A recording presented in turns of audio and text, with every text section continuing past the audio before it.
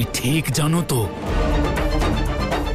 যে জ্বলন্ত চিতা থেকে উদ্ভূত এই কন্যা আমাদের মাতারই অবতার? হ্যাঁ দাদা, উনি আমাদের মাতাই, কিন্তু উনি আমাদের উদ্ধার করতে নয়, আমাদের বিনাশ করতে এসেছেন দাদা।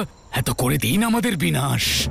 আমি আমার মাতা আদি শক্তির পরম ভক্ত, তাঁর প্রত্যেক ইচ্ছা আমি সহস্রবার স্বীকার করি। আর এমনিতেও আমরা তো মাতাকে সর্বোচ্চ স্থান দিতেই চেয়েছিলাম। তিনি সেই স্থান পেয়ে গেলেই আমরা নিশ্চিন্ত হয়ে এই সংসার থেকে প্রস্থান করতে পারি। মাতার হাতে বিনাশ প্রাপ্ত হওয়া এ তো স্বর্গরাজ্য লাভ করার থেকেও অনেক বড় সুখের উপলব্ধি মনি।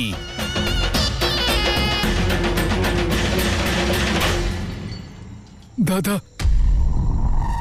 আমি 20 বছর মাতার উপাসনা করব এবং তার প্রতি মুহূর্তে আমি মাতার কাছে ক্ষমা প্রার্থনা করব, এবং তুমি এটা সুনিশ্চিত করবে যে কখনো এই সংসারে কোনো নারীর অপমান যেন না হয়। প্রত্যেক নারী যেন দেবীর মর্যাদা পায় এবং প্রত্যেক নারীর উত্থান হয়। হয়তো তখন আমাদের মাতা আমাদের ক্ষমা করে দেবেন। হ্যাঁ হ্যাঁ মনি, আমি তোমায় কথা দিচ্ছি, এমনটাই হবে। ঠিক আছে দাদা, আমি আসছি। ক্ষমা করে দিও, আমি তোমায় সন্দেহ করেছিলাম। আসছি।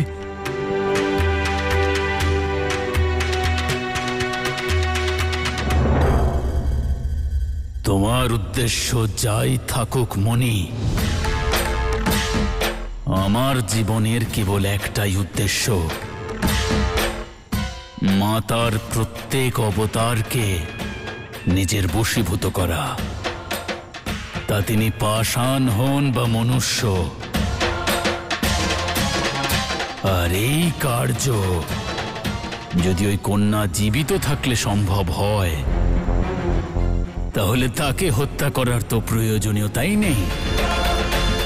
যতদিন শিব আর শক্তি পৃথক, ততদিন মা কালী আমার বশীভূত। আর যতদিন মা কালী আমাদের বশীভূত, ততদিন আমাদের বিনাশ অসম্ভব।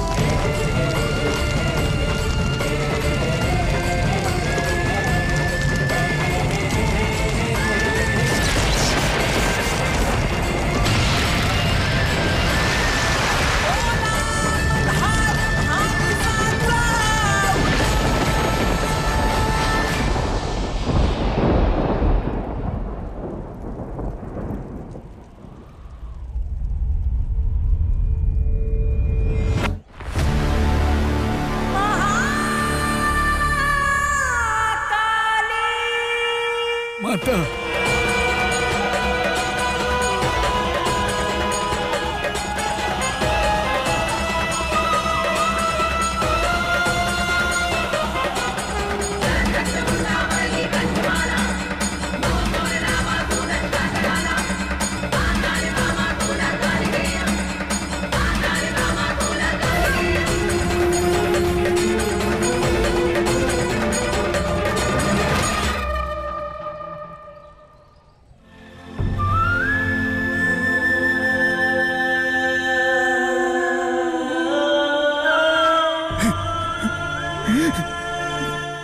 বৎসর হয়ে গেল মাতা।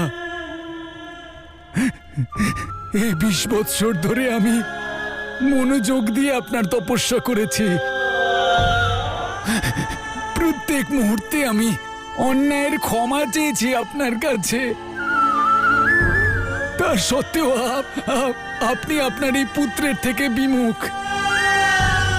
আমায় ক্ষমা করে দিন না মাতা, ফিরে আসুন না মাতা।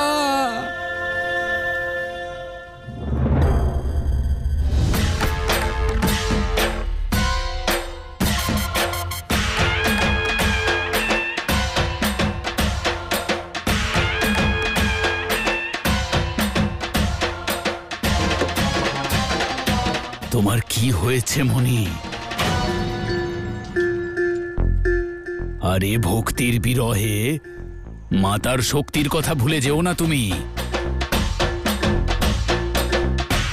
মাতা হয়তো আমাদের কথার উত্তর দেন না, কিন্তু আমাদের থেকে দূরে যাননি তিনি।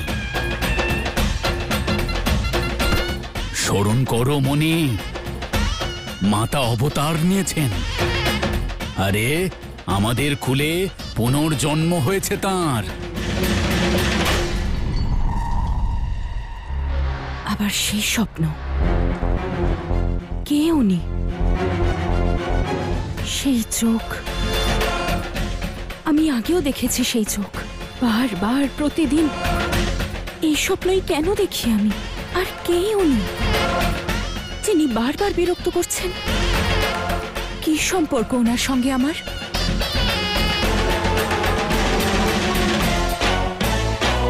স্মরণ করো, যখন সেই রাত্রে আমাদের সৈনিকেরা ভুলবশত মাতার শৈশব রূপের উপর আক্রমণ করেছিল, তখন সমগ্র প্রকৃতি এসেছিল আমাদের মাতাকে রক্ষা করার জন্য। মনি, মাতার ইশারা বোঝার চেষ্টা করো। তিনি আমাদের সঙ্গে আছেন, তিনি আমাদের উপর প্রসন্ন। না হলে আমাদেরই কুলে, আমাদেরই পরিবারে কেন জন্ম নিতেন তিনি? হ্যাঁ, 20 বৎসর হয়ে গেছে মাতা জন্ম নিয়েছেন, আর এদিকে 20 বৎসর হয়ে গেল আমাদের মাতা পাষাণ হয়ে গেছেন। কিন্তু তারপরেও আজ পর্যন্ত একবারও তাকে আমি দেখতে যাইনি। জানো কেন?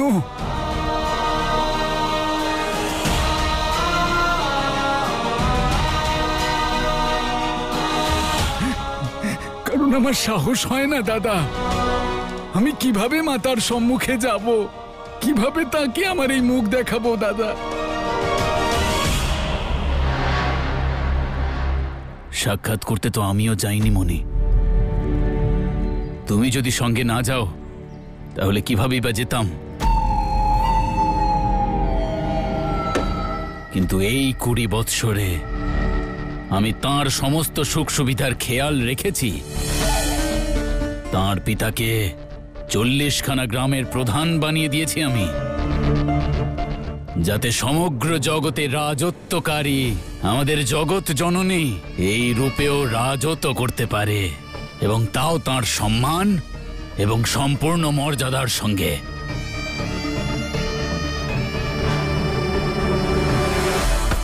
তোমার প্রার্থনা ব্যর্থ হয়নি মনি। আরে আমাদের মাতা তো আসছেন। এবছর 40 গ্রামের প্রধান সোমবতী অমাবস্যার উৎসবে তিনি নিজে আসছেন, নিজের কন্যা মহালসাকে সঙ্গে নিয়ে, আমাদের মাতাকে সঙ্গে নিয়ে।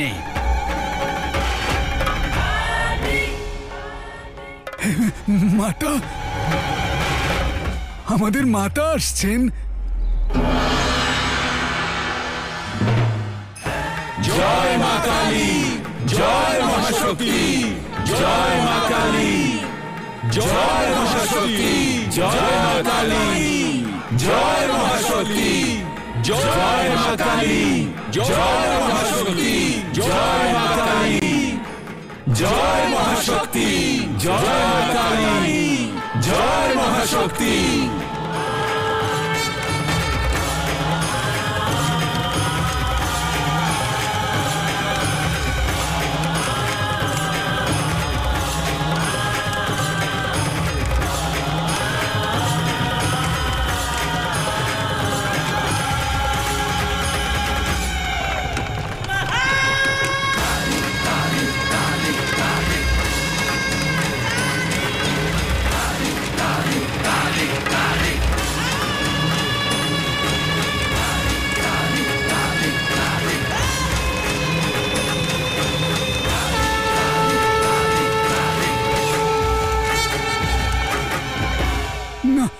না না দাদা, না, উনি উনি হয়তো আমার উপর রুষ্ট আছেন।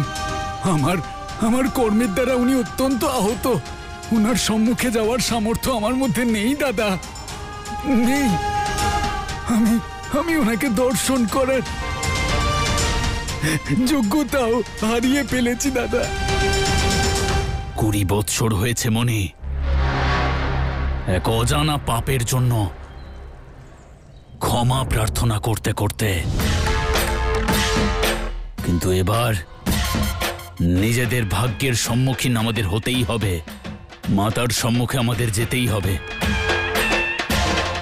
এবং তোমাকে আমার সঙ্গে আসতেই হবে মনি।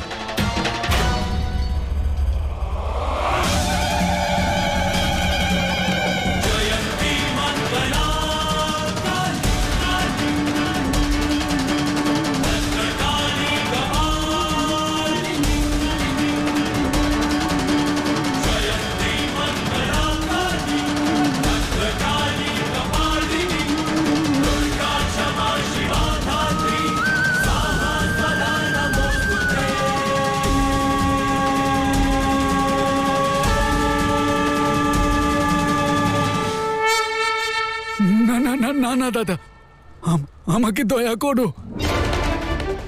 যাই হয়ে যাক না কেন, আমাকে তোমার সঙ্গে যেতে বলো না দাদা। যখন একজন মাতা তার পুত্রের উপর রুষ্ট হন, তখন শ্রদ্ধা ও অভিশাপ হয়ে যায় দাদা।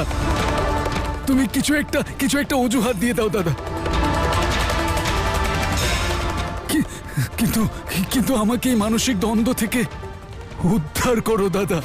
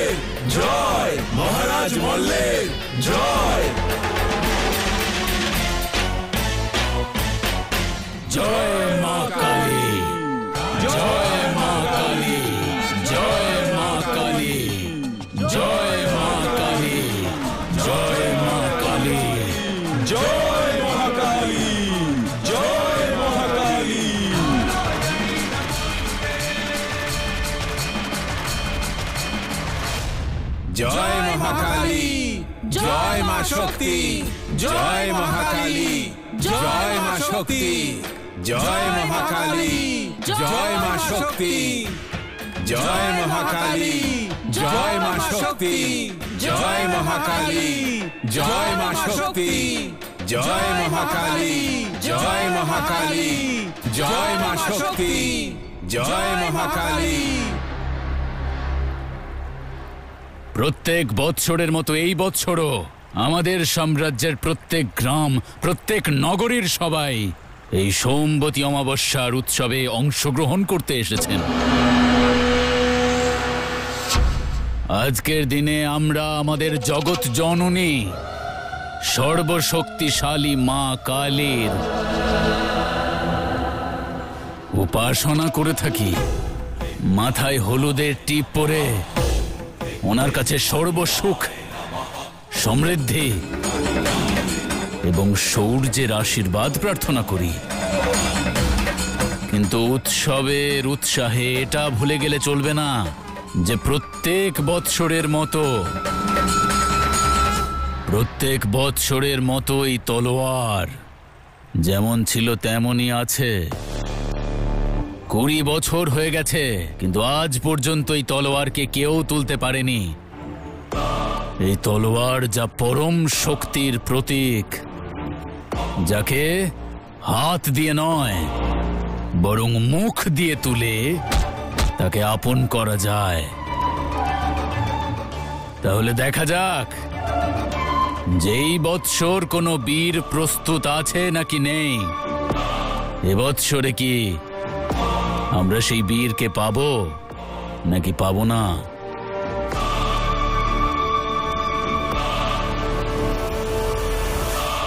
জয় মা কালী, জয় মা শক্তি, জয় মা শক্তি, জয় মহাকালী।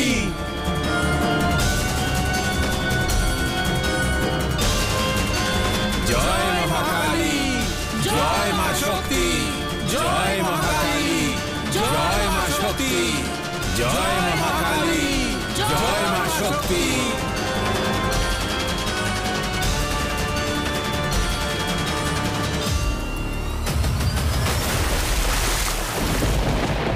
জয় মহাকালী, জয় মা শক্তি, জয় মহাকালী, জয় মা শক্তি, জয় মহাকালী, জয় মহাকালী, জয় মা শক্তি।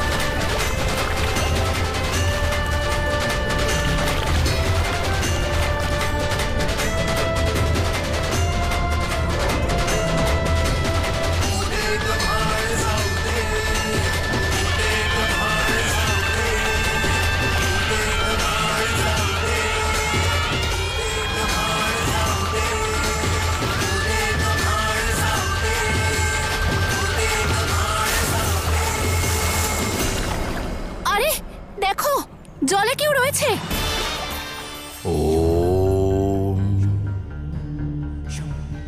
প্রকৃতি কেবল আপনার চারপাশে ছড়িয়ে থাকা দৃশ্য নয়, এ হলো আপনার অস্তিত্ব।